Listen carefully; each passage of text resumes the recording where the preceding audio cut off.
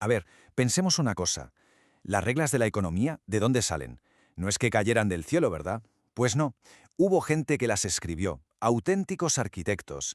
Y hoy vamos a hablar de dos de los más influyentes, casi un maestro y su heredero, que básicamente moldearon cómo entendemos hoy el dinero, el comercio o las crisis económicas. Y es que esa es la pregunta del millón, ¿eh? Porque las reglas de la economía no son como la ley de la gravedad, no son algo natural. No, no, fueron escritas, debatidas y sobre todo enseñadas por personas de carne y hueso con unas ideas que la verdad resultaron ser muy, muy poderosas. Y esas personas son, en buena parte, estos dos señores. Por un lado, Paul Samuelson, digamos que es el pilar, la base de todo, y por otro, Paul Krugman, su heredero intelectual. Fijaos en los puntos en común. Los dos del MT, los dos premios Nobel y los dos, cada uno a su manera, cambiaron las reglas del juego por completo. Vale, pues vamos a empezar por el principio, por el arquitecto jefe, Samuelson. Es que este hombre no se limitó a interpretar la economía, no. Lo que hizo fue construir, literalmente, los cimientos intelectuales sobre los que se levantó casi toda la economía después de la Segunda Guerra Mundial. Claro, y sus ideas no salieron de la nada. Pensemos en el contexto. Con solo 15 años, ve el crack del 29, estudia en plena Gran Depresión, y su carrera despega durante la Segunda Guerra Mundial. O sea, sus teorías se forjaron, como quien dice, a martillazos, en mitad de las peores crisis económicas del siglo XX. El impacto fue brutal. Tanto que, cuando le dieron el premio Nobel, la Academia Sueca dijo, y cito textualmente, que había hecho más que nadie para elevar el nivel del análisis científico en la teoría económica. Casi nada. Por algo le llaman el padre de la economía moderna, ¿no? Pero, ojo, que su influencia más grande a lo mejor no fue en los despachos de los políticos, sino en las aulas. Su manual, Economía, que se publicó por primera vez en 1948, llegó a tener 19 ediciones. Pensemos en lo que eso significa. Básicamente, estandarizó cómo se enseñaba economía a millones y millones de estudiantes en todo el mundo durante décadas. ¿Y qué idea clave metió en la cabeza de todos esos estudiantes? Pues una fundamental, el efecto multiplicador. Una idea potentísima que él popularizó, heredada de Keynes.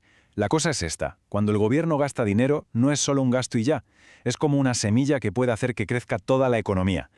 A ver, vamos a explicarlo de forma súper sencilla. Imagina que el gobierno gasta 100 euros en contratar a alguien, ¿vale?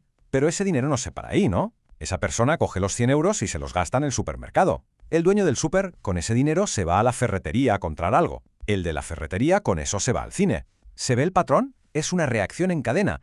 Cada euro que gasta el gobierno se va multiplicando mientras circula por la economía. Un círculo virtuoso, vamos. Muy bien, ya tenemos los cimientos puestos por Samuelson. Ahora vamos a ver cómo se construye encima de ellos. Porque si Samuelson fue el arquitecto original, Krugman fue el que vino después a modernizar el edificio, a adaptarlo para los nuevos retos de un mundo globalizado. Y es que Krugman era el sucesor ideal, ¿eh? Se formó en el mismo sitio, en el MIT, la escuela que Samuelson había convertido en una potencia. Un economista brillante. Y como su maestro, no se quedó encerrado en la universidad, que va, se metió de lleno en el barro, en la política y en el debate público. Krugman se topó con un rompecabezas que las teorías de toda la vida no terminaban de explicar. La cosa era muy simple, algo que vemos todos los días. Alemania le vende coches a Japón, y Japón le vende coches a Alemania. A ver, ¿qué sentido tiene esto?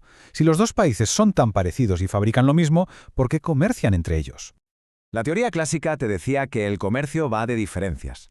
Es fácil. Portugal tiene buen clima para el vino. Inglaterra tiene mano de obra para hacer tela. Pues intercambian.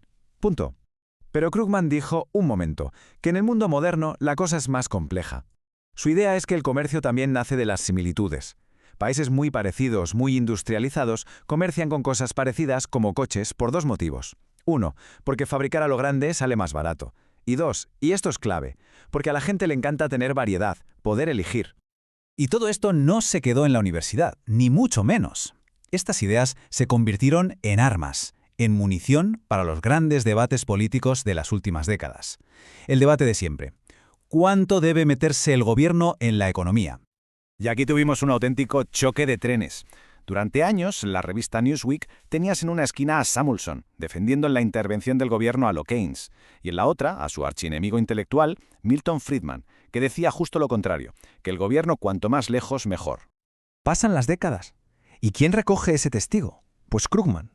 Llega la crisis financiera de 2008 y todo el mundo empieza a hablar de austeridad, de recortar, y él se convierte en la voz más potente que dice: «Cuidado, Recortar el gasto público en plena recesión es una receta para el desastre absoluto.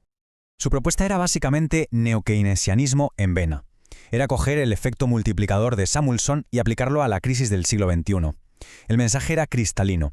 Si las empresas y la gente no gastan, el Estado tiene que dar un paso al frente y gastar él, para volver a poner en marcha la máquina. Entonces, llegados a este punto, ¿con qué nos quedamos? ¿Cuál es el legado que nos han dejado estas dos figuras que entre los dos han marcado la economía durante más de 50 años?